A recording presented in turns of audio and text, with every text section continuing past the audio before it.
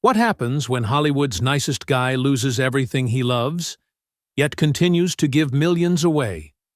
When a man who could afford any mansion chooses to live in hotels? When an A-list actor takes pay cuts so his co-stars can earn more? The answer is the man who redefined what it means to be a celebrity in the 21st century. This isn't just another biography. This is the story of a man who faced death multiple times, lost his best friend to overdose, buried his stillborn child, and watched his girlfriend die in a car accident, yet emerged as Hollywood's most beloved figure. From abandoned child to the star of billion-dollar franchises, Keanu Reeves has lived 9 lives. And today, we're uncovering all of them. Here's the abandoned child. September 2nd, 1964. Beirut, Lebanon. Keanu Charles Reeves was born into chaos. His name translates to cool breeze over the mountains in Hawaiian, a poetic beginning to a turbulent life.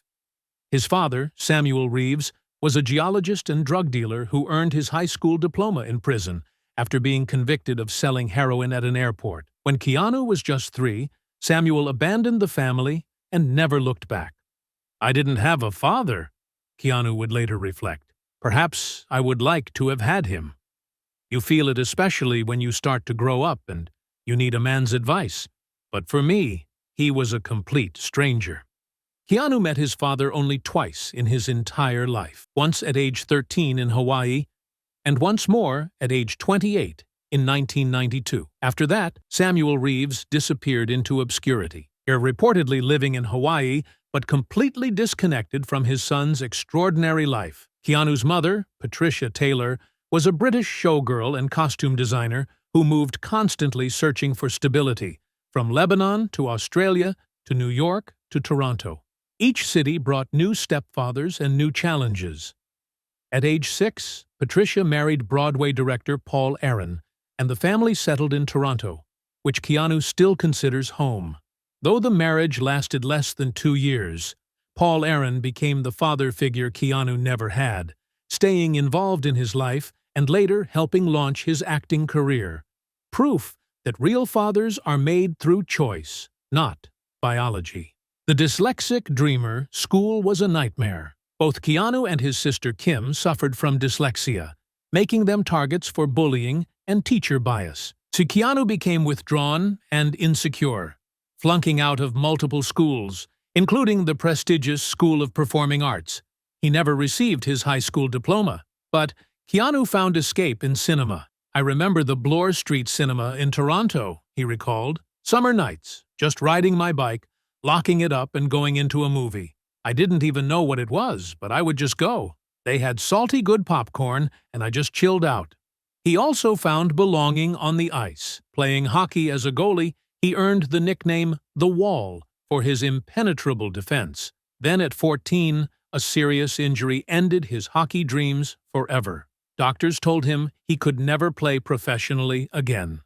At 17, Keanu moved out, working 3 jobs simultaneously: sharpening skates, cutting bushes in parks, and cooking in an Italian restaurant. A high school dropout with dyslexia, working minimum-wage jobs, seemed destined for obscurity. But Paul Aaron saw something others missed: breaking through. Paul Aaron helped Keanu get his first significant role in the 1983 musical Wolf Boy and connected him with opportunities in Canadian television. By 1984, Keanu had appeared in his first Coca-Cola commercial. At 20, he made the leap to Los Angeles with Paul's help, securing a green card and an agent. His agent wanted him to change his exotic name. Keanu suggested ridiculous alternatives like Chuck Spadina until the agent gave up. Keanu Reeves would remain Keanu Reeves. In 1986, Keanu appeared in 8 projects, though none were particularly successful. Oliver Stone offered him the lead role in Platoon, but Keanu, a devoted pacifist, refused. Charlie Sheen took the part, and the film won multiple Oscars. Did Keanu regret it? Maybe, but he wouldn't compromise his principles for career advancement. Then came his breakout, Bill and Ted's Excellent Adventure, in 1989. The absurd comedy about time-traveling slackers became a cult classic, launching Keanu's career while also threatening to typecast him forever as the lovable airhead Ted Logan. River Phoenix and Artistic Rebellion. On the set of I Love You to Death in 1989, Keanu met River Phoenix. Both had difficult childhoods, both were sensitive souls in a cutthroat industry, and both craved artistic legitimacy. They became inseparable friends. When director Gus Van Sant struggled to get his script for My Own Private Idaho to the actors, Keanu took action. Learning River was in Florida while he was in Toronto. Keanu hopped on his motorcycle and rode thousands of miles to personally deliver the script to his friend. River read it, loved it, and immediately agreed. The 1991 film received critical acclaim. When asked years later about his most lasting memory from making it, Keanu's answer was immediate: River Phoenix. The price of fame. Keanu's passion for motorcycles nearly killed him in 1988. Riding at high speed through California hills, he lost control and barely avoided falling off a cliff. He spent a week in the hospital with broken ribs and a ruptured spleen, losing several film contracts. As soon as he healed, he got right back on his bike. In 1991, Point Break transformed Keanu into an action star. Playing FBI agent Johnny Utah, he learned to surf in Hawaii and performed 90% of his own stunts. The film was initially criticized, but later became a cult classic. By 1992, MTV named him the most attractive man in entertainment. But success came with darkness. In 1993, while filming Little Buddha, Keanu received devastating news. River Phoenix had died from a drug overdose outside Johnny Depp's Viper Room nightclub on October 31, 1993. He was only 23. All I can say is that I have never felt a thing like that before in my life, Keanu said. I was very sad, and something beyond sad. I don't know what it is, just that you sobbed for hours. Speed and the Matrix. In 1994, Keanu initially refused Speed, thinking it was too similar to Die Hard. But after writer Joss Whedon rewrote the script, transforming the lead from a rebel cop to a kind-hearted officer trying to help people, Keanu agreed. He performed 90% of the stunts himself, earning $1.2 million. The film became a massive hit. Fox wanted a sequel. Keanu flatly refused, a decision that seemed insane at the time. The 1997 sequel without him flopped miserably, proving his instincts right. Then came the role that would define his legacy. In 1999, The Matrix revolutionized cinema. Initially, Brad Pitt, Will Smith, Leonardo DiCaprio, Tom Cruise, and others were considered for Neo. Will Smith turned it down, later admitting, Keanu was born to play that role. Keanu had just recovered from spinal surgery when filming began. The Wachowskis had to rearrange the shooting schedule so he could heal while working. The training was brutal. Months of martial arts preparation with legendary choreographer Yuen Wu-ping. The most difficult scene was the subway fight between Neo and Agent Smith. And Keanu and Hugo Weaving performed everything themselves without stunt doubles. One particular triple kick took 21 takes because Keanu, still recovering from injury, kept making mistakes, but refused to stop until it was perfect. When I watched this self-torture, I got goosebumps, Yuen Wu-ping recalled. For the final scene where Neo wakes in his pod, Keanu completely shaved his head and eyebrows. The sacrifices paid off. The Matrix became a cultural phenomenon, earning $467 million worldwide and changing action cinema forever. Tragedy strikes again. At the height of his fame, tragedy struck.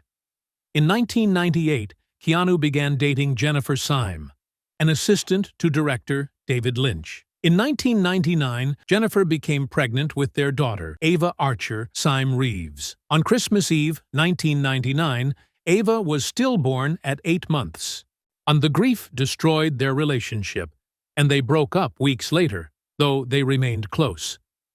On April 2, 2001, Jennifer died in a car accident, driving while intoxicated with prescription medication for depression. She was 28. Keanu was a pallbearer at her funeral. He had now lost his best friend, his child, and the mother of his child, all within 8 years. The Phoenix Rises, John Wick, and Redemption. After the Matrix trilogy concluded in 2003, Keanu's career quieted. He took smaller roles, focused on his motorcycle company Arch Motorcycle, and largely disappeared from the spotlight.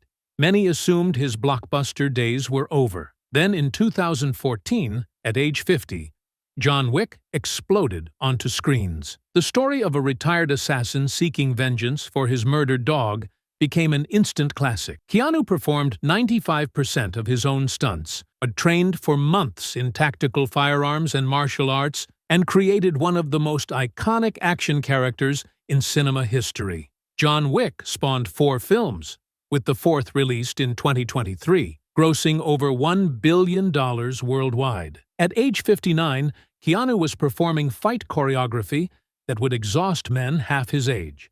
In John Wick Chapter 4, he performed a staircase fight scene that required falling down 96 steps repeatedly. He never complained.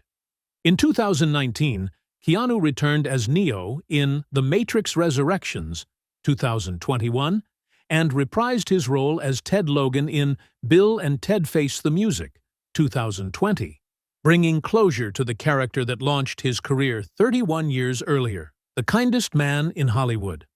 But Keanu's greatest legacy isn't his films, it's his humanity.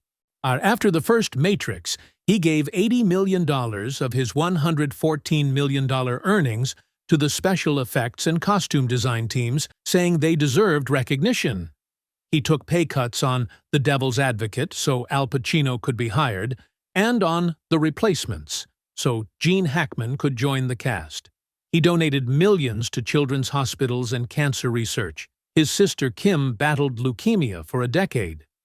He created a private cancer foundation but kept his name off it, not wanting recognition. He's been photographed countless times, giving up his subway seat, eating lunch alone on park benches, stopping to talk with homeless people, and treating service workers with genuine kindness. In 2019, a fan on a flight yelled, "You're breathtaking," during a presentation. Keanu pointed back and replied, "You're breathtaking.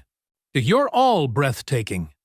The moment went viral, cementing his status as the internet's collective wholesome dad. Conclusion: the immortal icon. Today, at 60 years old, Keanu Reeves continues working relentlessly. John Wick, Chapter 5, is in development. He's launched a comic book series, BRZRKR, which Netflix is adapting. His production company is developing multiple projects. He continues riding motorcycles, designing them through Arch Motorcycle Company, and living modestly despite his estimated $380 million net worth. When asked about death in an interview, Keanu responded simply, "I know that the ones who love us will miss us." From abandoned child to global icon, from tragedy to triumph, from nobody to Neo, Keanu Reeves proved that kindness isn't weakness, that humility isn't incompatible with success, and that being breathtaking isn't about what you achieve, but how you treat people along the way. That's why Keanu Reeves isn't just a celebrity. He's a reminder that even in Hollywood's darkness, genuine goodness can not only survive, it can thrive.